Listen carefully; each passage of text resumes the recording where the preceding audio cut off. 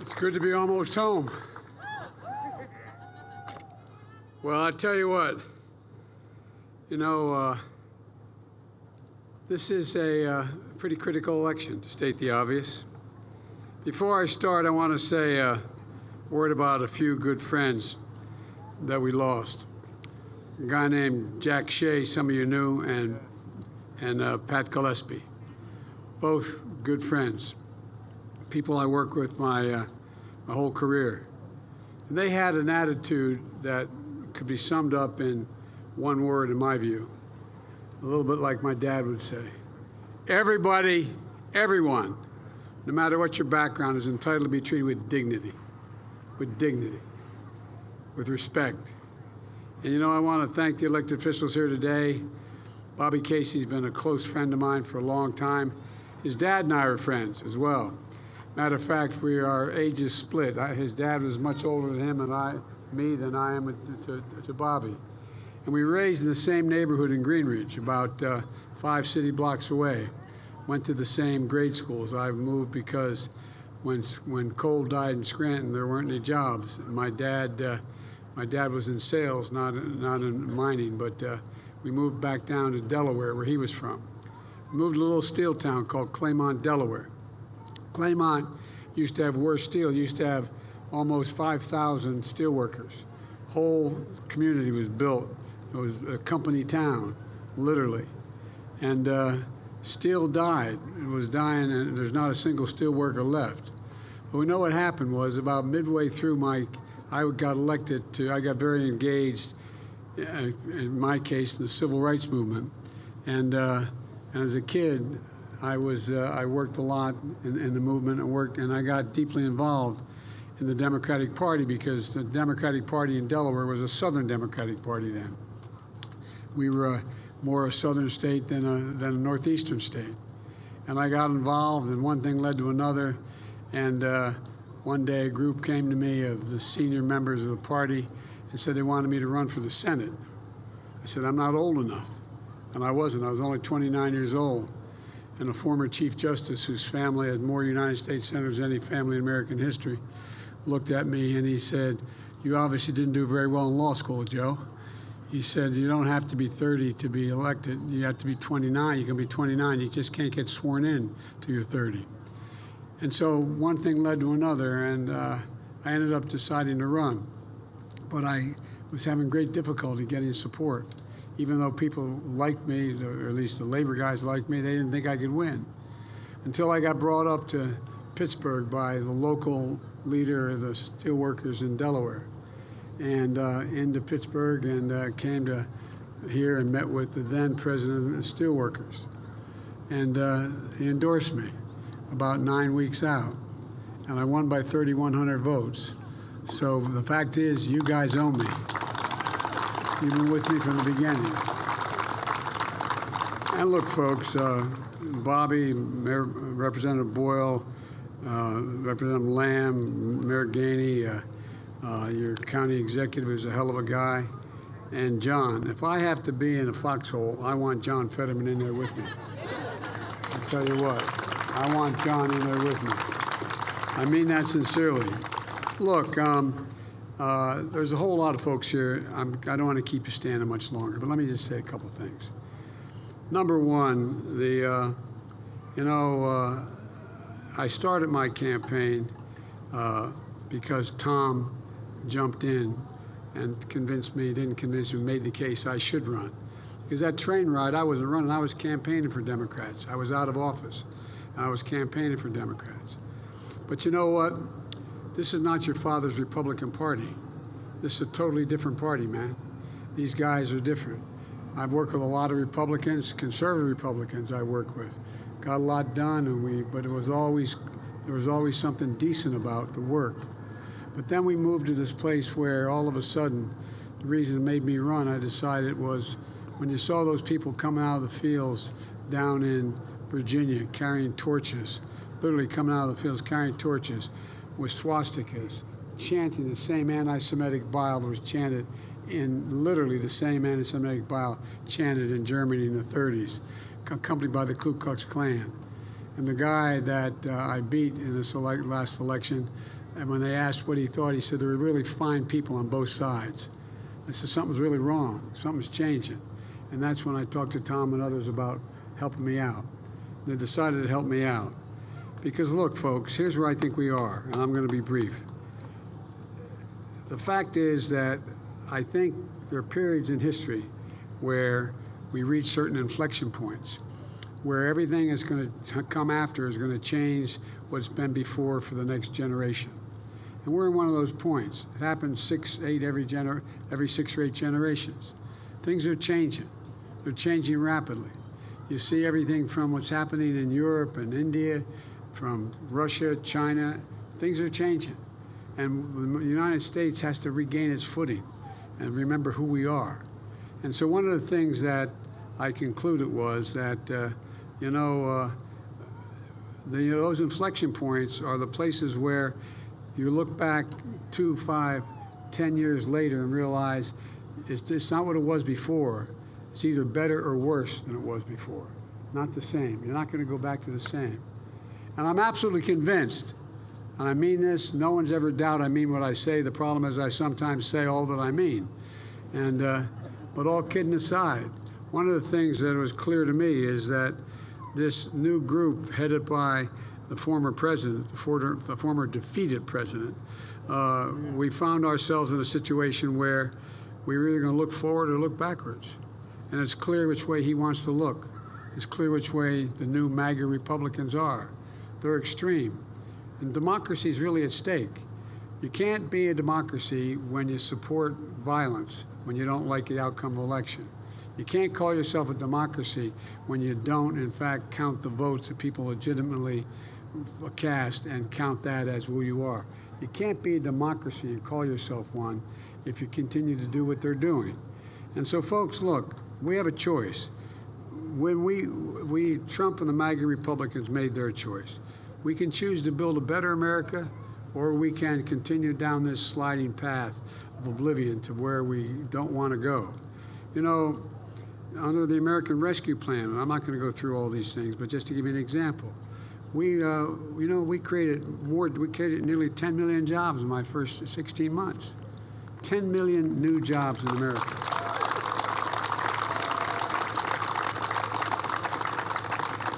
That American Rescue Plan also created and saved millions of jobs. Why? Because here in the state of Pennsylvania, in almost every state, they didn't have enough money to keep teachers on the payroll, to keep firefighters on the job, to keep police on the job, to keep people, nurses and docs on the job. And so what did we do? We, in fact, gave them the money to make sure they did it. And this governor, your governor, spent it well, hiring thousands of firefighters and the like. And what happened was we found ourselves, because of the greed of some companies, we found that an awful lot of union members were about to lose their pensions. So we did something that hadn't been done in 50 years significantly for labor. We passed the Butch-Lewis Act. The Butch-Lewis Act. And they told me I couldn't do it. They really did. Remember, we didn't get any Republican votes for it. But we got it done. We got it done. Because it's just about basic decency and fairness. And look, every single Republican voted against that, every single one. The bipartisan infrastructure law. We're building roads and bridges and ports. Matter of fact, I'm going to be back here not too long from now because we got $60 million to rebuild that bridge that collapsed the day I came here not long ago. Folks, the money's going to go to expanding the nearly 100-year-old failing lock and dam outside Pittsburgh. It's called, but it makes a big difference in terms of the economy. And so we're going to build a new terminal at the Pittsburgh airport. We're doing this all over the country, and it's creating good, decent jobs. But the reason why I talk about unions is not just because it's where I come from. It's more than that. It's more than that. I spoke to the Business Roundtable, the CEOs of the largest companies in the United States, the National Chamber of Commerce. And I've been straightforward with them. I said, look, I'm a union guy, and I support them for one reason, because in your interest. They look at me like, what are you talking about? You are the best trained, the most skilled workers in the world. No, I'm not just saying it. Most people don't realize to join a lot of the trade unions, you have to have 4 or 5, 6 months, 6 years of training. It's like going to college. You get paid while you're there, but not very much. But you're the best in the world. And it makes a hell of a lot of sense for America to spend, and companies spend a little more money to have something going to last a whole hell of a lot longer than it is to do something on the cheap. Look, you've heard me say it before. Wall Street didn't build the middle class. Wall Street didn't build America. The middle class built America, and unions built the middle class. That's just a fact. And by the way, the other thing that I found out, I've been in the Senate a long time and vice president. I didn't realize there was a law passed in the early 30s under Roosevelt, and the press is looking at me like, what's he going to say now? I'm going to tell them that, in fact, said, buy American. That any money a president spent that was appropriated, he could insist that the money could only be spent on American products. Well, guess what? We're buying American, and I get to spend of your money as president. I get to allocate over $600 billion, $600 billion every year, and they're American-made products made by American workers in America, and that's why we're moving. Where is it written to say that we can't be a great manufacturing hub in America, in the world again? We've made sure we have now over 640,000 new manufacturing jobs. Where does it say we can't do this? So I start off with the proposition that it's about just basic decency. I'm not going to go on much longer, I promise. Here's what's happened. You know, we don't have a tax system that's fair at all. It's not even close. And that's why, for example, I've been pushing for tax fairness for a long, long time. But guess what? They told me I couldn't do that either. Well, there were 55 corporations in America in 2020 that made over $400 billion and didn't pay a single penny in income tax. Not a single penny. Now they're paying a minimum of 15% in their income tax. And guess what?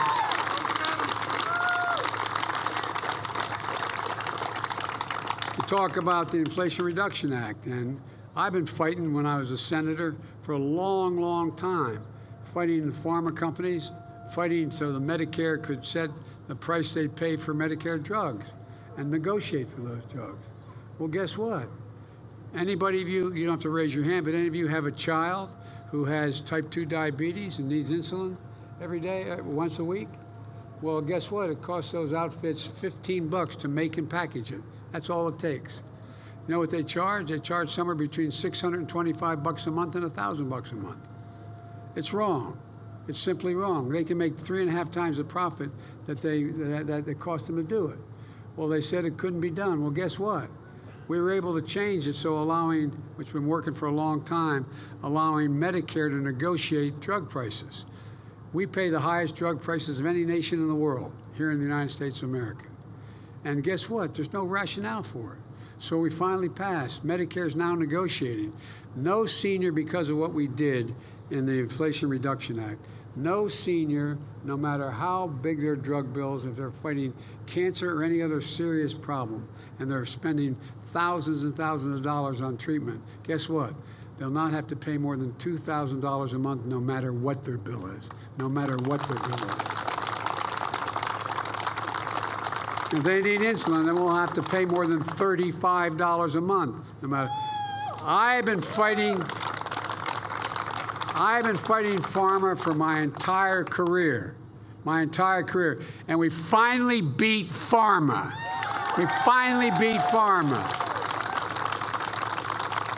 without a single Republican vote, not a single vote. Well, I tell you what. The fact is that there's a lot more we have to do. Like I said, we've built 650,000 manufacturing jobs in America today.